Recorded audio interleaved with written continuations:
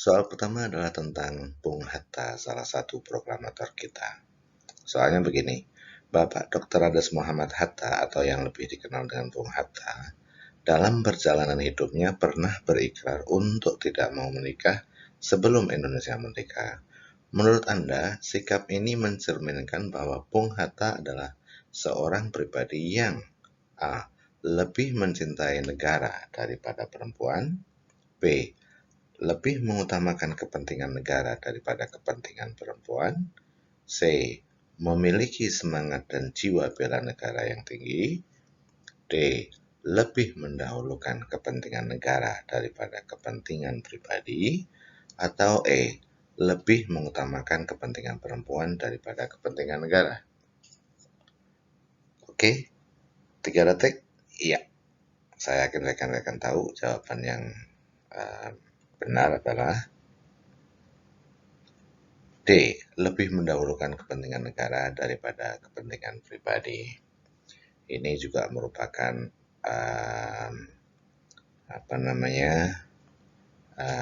sikap nasionalisme. Jelas rekan-rekan, mari kita masuk ke soal berikutnya. Soal nomor 2. Soal nomor 2 masih tentang Bung Hatta. Ini ada salah satu peserta yang mendapatkan 2 soal tentang Bung Hatta yang berhasil saya rekam. Soal keduanya adalah sebagai salah satu tokoh nasionalis yang tergabung dalam BPUPKI dan PPKI, salah satu peran penting Bung Hatta dalam proses perumusan dasar negara atau Pancasila adalah A. Memberikan usulan tentang dasar negara pada sidang BPUPKI, B. Mengetuai sidang BPUPKI dan PPKI, C. Merumuskan naskah proklamasi kemerdekaan, D. Mempengaruhi tokoh religius untuk mengubah rumusan sila pertama pada Piagam Jakarta menjadi ketuhanan yang Maha Esa, E. Menjadi ketua sekaligus anggota Panitia 9 yang menghasilkan Piagam Jakarta. Kita lihat jawaban A, memberikan usulan tentang dasar negara. Kurang tepat ya, karena hanya ada 3 orang yang mengusulkan atau yang memberikan usulan tentang dasar negara. Yang pertama adalah Muhammad Yamin pada tanggal 29 sidang BPUPKI yang pertama ya. Kemudian yang kedua adalah pada tanggal 31 ya, Profesor Dr. Supomo. Dan yang ketiga terakhir adalah Bapak Insinyur Soekarno yang menyampaikan usulan tentang dasar negara pada tanggal 1 Juni yang kemudian kita sebut sebagai atau kita anggap sebagai hari lahirnya Pancasila. B. Mengetuai sidang BPUPKI juga bukan ya, merumuskan naskah proklamasi juga tidak, jadi yang tepat adalah delta ya. Pada saat itu Pancasila pada Piagam Jakarta masih berbunyi ketuhanan dengan kewajiban bagi umatnya untuk menjalankan syariat Islam. Seperti itu kira-kira, ada 8 kata ya yang dihilangkan kemudian diganti dengan Yang Maha Esa. Soal berikutnya, nomor 3. Sidang BPUPKI pertama yang dilaksanakan pada tanggal 29 Mei sampai dengan 1 Juni tahun 1945 membahas tentang A.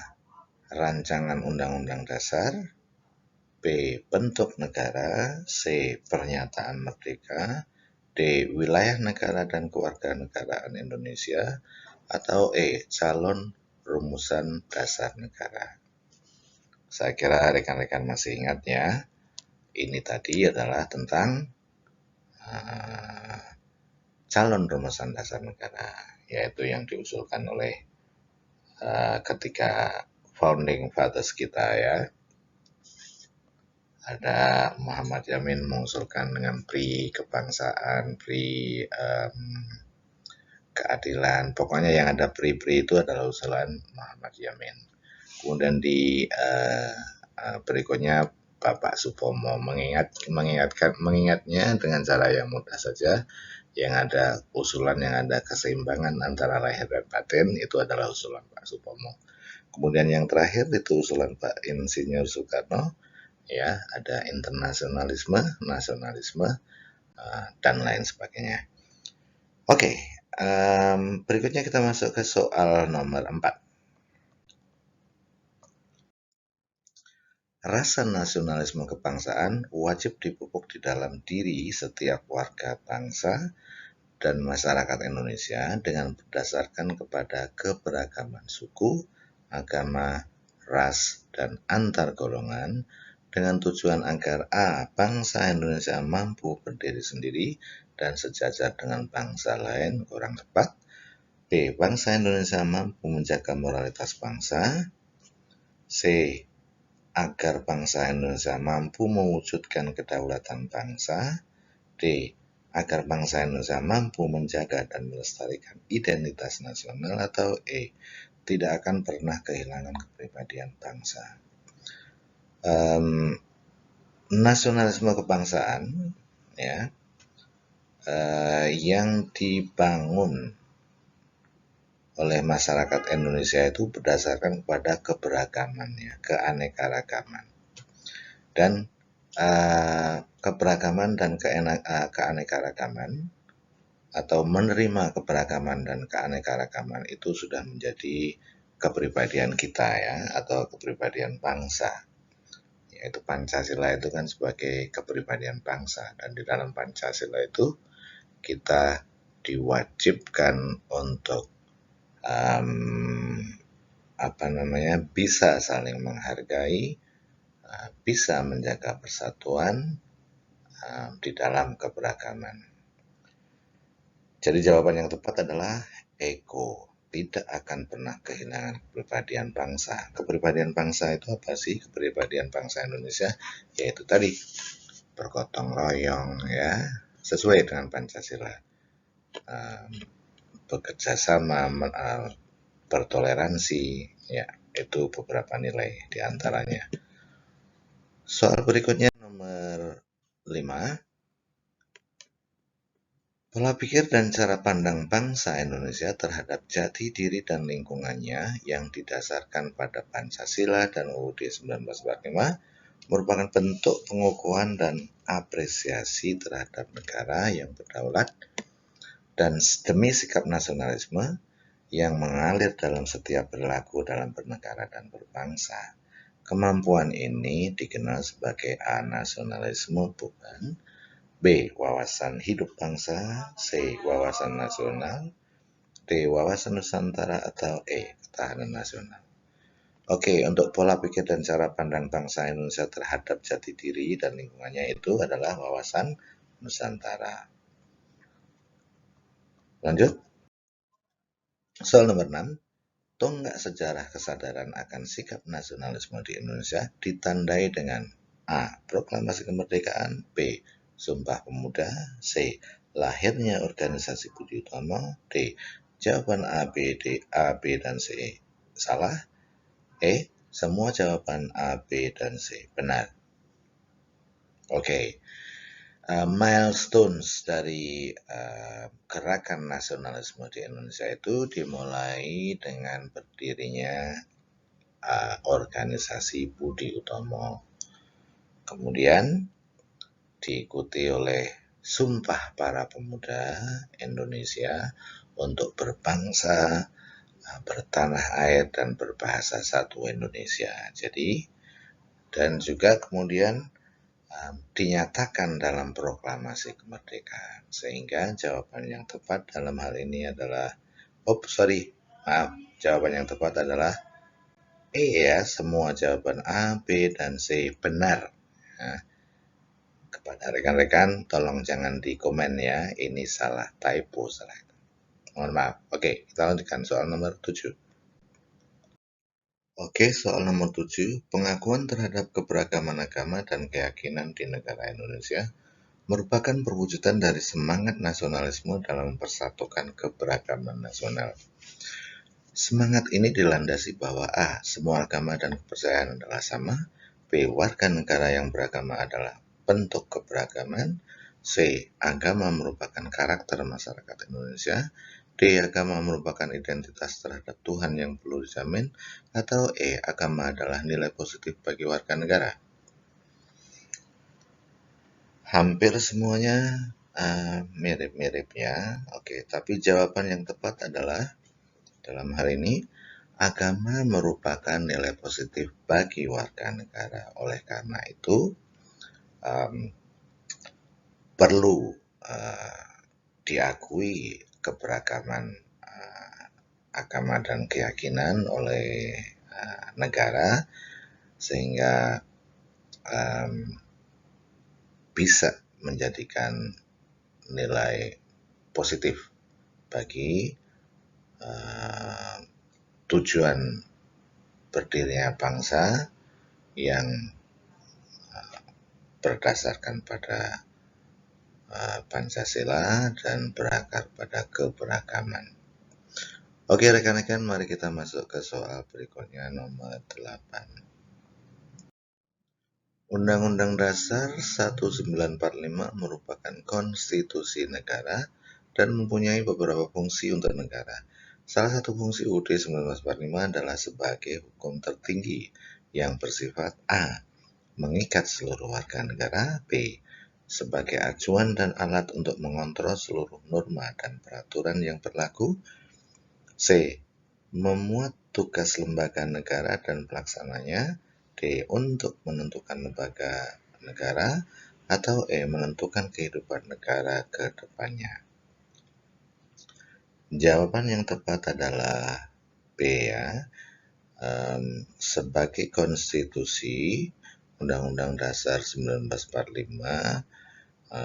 berperan menjadi acuan atau alat kontrol dari semua peraturan perundang-undangan yang ada di bawahnya. Kalau tidak sesuai dengan Undang-Undang 45, ya harus di Mahkamah Konstitusikan, diuji, dan bisa dibatalkan undang-undang atau peraturan tersebut. Kita masuk ke soal nomor 9. Hasil yang dicapai pada sidang BPUPKI kedua pada tanggal 10-16 Juli 1945 adalah sebagai berikut, kecuali, oke rekan-rekan masih ingat ya, sidang BPUPKI kedua itu adalah apa saja? Merumuskan rancangan hukum dasar, membentuk 3 panitia kecil yaitu perancang undang-undang, kemudian membentuk panitia perancang ekonomi, dan membentuk panitia perancang pembela tanah air atau PETA. Jadi jawaban yang benar adalah B. Karena apa? Karena merumuskan dasar negara itu merupakan hasil dari sidang BPUPKI yang pertama, yakni pada tanggal 29 Mei sampai 1 Juni 1945. Berikutnya soal nomor 10. Ya. Nomor 10, berikut ini contoh perilaku nasionalisme yang hadir dalam kehidupan bernegara, tercermin pada kecuali. Ingat ya, kehidupan bernegara, bukan kehidupan sehari-hari kita sebagai masyarakat, enggak. A. Mentaati peraturan yang sudah ditetapkan, oke, ini terkait dengan hubungan negara ya, kehidupan bernegara. B. Taat terhadap hukum yang berlaku, sama, betul juga. Menghormati putusan peradilan, oke, benar ya. Menggunakan produk dalam negeri, atau E. Ikut serta dalam upaya pembelaan negara. Ya, semua jawaban ini merupakan perilaku nasionalisme yang ada dalam kehidupan bernegara ya, atau kita sebagai warga negara. Nah, dalam kehidupan bermasyarakat atau kehidupan sehari-hari berbeda lagi ya. Jadi yang tidak termasuk di sini adalah menggunakan produk dalam negeri ya. Kalau kita menggunakan produk dalam negeri itu bukan merupakan kehidupan bernegara, tapi kehidupan ekonomi itu yang membeli, memakai, kehidupan sosial dan ekonomi, bukan kehidupan bernegara. Oke, berikutnya nomor 11. Kedaulatan berada di tangan rakyat dan dilaksanakan menurut Undang-Undang Dasar. Bunyi pasal tersebut adalah hasil amandemen UUD yang keberapa? 1, 2, 3, 4, atau 5? Oh, sorry. Kenapa amandemen hanya sampai 4 kali ya? Baik rekan-rekan, ini ya, pasal ini itu terdapat pada pasal 2 ya. Oke, tentang kedaulatan rakyat. Oke, dan jawaban yang benar adalah ketiga ya, pada tanggal 19 November kalau nggak salah ya, 2001. Oke, coba nanti kita koreksi ya kalau salah. Oke, berikutnya kita lihat ke soal nomor 12.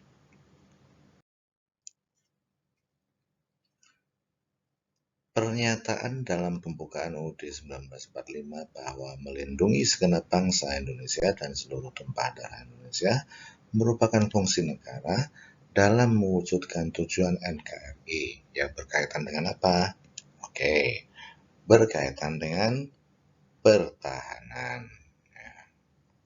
Kenapa? Melindungi segenap bangsa Indonesia dan seluruh tumpah darah. Artinya dalam hal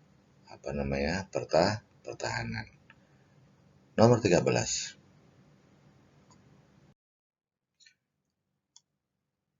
Hal yang paling penting atau esensi dari pilar kebangsaan dalam memahami keberagaman sesuai amanat UUD 1945 pasal 18B ayat 2 adalah menghormati keberadaan suku budaya sebagai kesatuan, atau negara mengakui kesatuan hukum adat yang berlaku di seluruh Indonesia. Keberadaan masyarakat harus diperhatikan dalam sistem pemerintahan. D. Kebijakan untuk melestarikan budaya menjadi kewajiban seluruh rakyat Indonesia. Atau E. Keberadaan adat istiadat di wilayah NKRI harus dilindungi oleh negara. Oke, pasal 18B ayat 2 adalah negara mengakui kesatuan hukum adat yang berlaku di seluruh wilayah Indonesia.